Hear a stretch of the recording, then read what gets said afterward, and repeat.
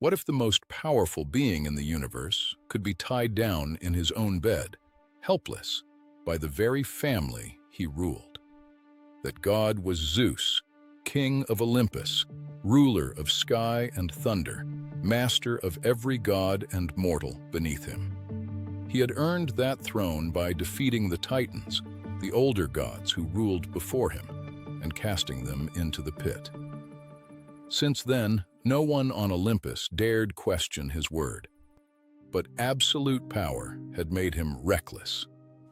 Zeus ruled Olympus not as a partner to the other gods, but as their sole and unquestioned master. And that arrogance was about to cost him everything. Standing beside that throne, day after day, was his wife and queen, Hera. She was proud, brilliant, and utterly unwilling to be treated as an afterthought in the kingdom she ruled beside him. Zeus's constant affairs and his habit of making decisions without consulting her had worn Hera's patience to nothing. She wanted respect, real power, and she was done waiting for it to be given to her. Not far from her stood Poseidon, Zeus's own brother, god of the sea. When the three brothers had divided the world after defeating the Titans, Zeus had claimed the sky and the throne, leaving Poseidon only the waters below. Poseidon had never forgiven the lot he'd drawn. He still believed he deserved to sit beside his brother as an equal, not beneath him as a subject, and that old resentment had never stopped simmering. And then there was Athena, Zeus's own daughter, goddess of wisdom and war. Unlike Hera and Poseidon, she didn't crave the throne for herself, but she had watched her father's growing arrogance with sharp, calculating eyes. Athena believed Zeus's pride was becoming a danger to all of Olympus, and that even the wisest king needed to be reminded he was not untouchable. That belief would soon pull her into a plot she once would have called unthinkable. As the seasons passed, the grumbling among the gods only grew louder. Zeus handed out punishments harshly, ignored counsel, and reminded everyone constantly that his word alone was law. So one evening, in a quiet chamber far from Zeus's hearing, Hera finally spoke the idea aloud that she had been turning over for years. What if they simply took his power away from him? She sent word to Poseidon first, knowing his old resentment made him the easiest to convince. He needed almost no persuading at all. Athena took more convincing. She hesitated, knowing what they were planning bordered on treason against the king of the gods himself. But she agreed on one condition. No one would kill Zeus. They would only humble him. With the three of them united, the plan came together quickly. Hera would slip a charm into Zeus's wine to bring on the deepest sleep he had ever known, one from which no ordinary noise could wake him. While Zeus slept, Poseidon and Athena would bind him with unbreakable rawhide cords, wound so tightly that not even the king of the gods could tear free. That night, everything went exactly as planned. Zeus drank the drugged wine without suspicion, and within moments, the mightiest god in creation fell into a sleep he could not fight. Poseidon and Athena crept in and bound him hand and foot, wrapping cord after cord around his massive frame, while Hera stood watch at the door. But they were wrong. By dawn, Zeus woke to find himself utterly helpless, tied down on his own bed, unable to move even a finger, surrounded by the very family he had ruled for so long without question. He roared threats, promised terrible punishment, and called on every god to free him. But the cords held fast, and for the first time in his reign, his thunder meant nothing at all. For a brief, dizzying moment, the conspirators had actually done it. The king of the gods lay powerless, and Olympus itself seemed to hold its breath, waiting to see what would happen next. but triumph curdled into chaos almost immediately. With Zeus silenced, the other gods of Olympus began arguing loudly over who should take his place on the throne. Poseidon believed the throne should obviously go to him as the next eldest brother. Athena disagreed, and other gods began taking sides, splitting Olympus into feuding factions almost overnight. The very thing that was supposed to bring order to Olympus had instead nearly torn it apart. And with Zeus bound and helpless, there was no one left with the authority to stop it.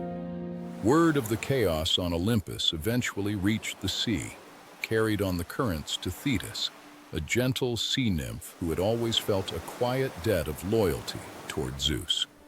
Years before, when Thetis had been in danger and cast out by other gods, Zeus had been one of the few who showed her kindness and protected her. She had never forgotten it. So when Thetis learned that Zeus now lay bound and humiliated on Olympus while the other gods bickered over his throne, she decided she alone would do something about it. But Thetis was no warrior, and she knew she could never free Zeus alone. She needed someone whose strength could overpower even the combined will of Hera, Poseidon, and Athena. She thought of Briareus, one of the ancient, hundred-handed giants, born before the gods themselves, whose monstrous strength had helped Zeus win the war against the Titans long ago. Briareus rarely involved himself in the affairs of the younger gods, content to remain in the shadows of the cosmos. But he owed Zeus a debt from the old war, and Thetis knew exactly how to remind him of it. She told him plainly, Zeus, the god who once fought beside him, now lay chained and mocked on his own throne. If Briareus did nothing, the order they had both bled to create might collapse entirely. That was all Briareus needed to hear. He rose from the darkness of the deep cosmos and turned his enormous, many-armed frame toward Olympus. When Briareus arrived at the palace, his sheer size alone was enough to make the squabbling gods fall silent. No one, not even Poseidon, wished to challenge a being who could crush mountains with a single hand. With dozens of powerful hands, Briareus tore through the cords, binding Zeus as easily as pulling apart cobwebs, freeing the king of the gods at last. Zeus rose from his bed at last, rubbing his freed wrists, his eyes burning with a fury Olympus had never seen from him before. He now knew exactly who had betrayed him. Everything changed.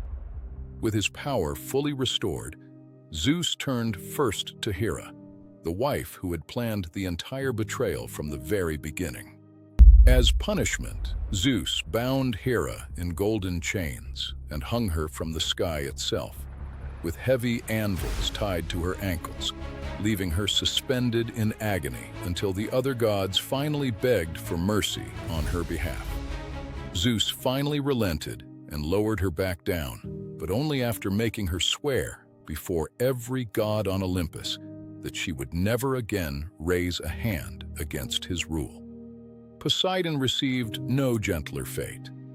As punishment for his part in the plot, Zeus stripped him of his comfortable place on Olympus and sent him down to labor as a common builder among mortals. For an entire year, Poseidon toiled in human disguise, hauling stone and mortar to raise the great walls of a mortal city, a humiliating reminder of what happens when a god forgets his place. Athena, however, was spared the worst of Zeus's wrath.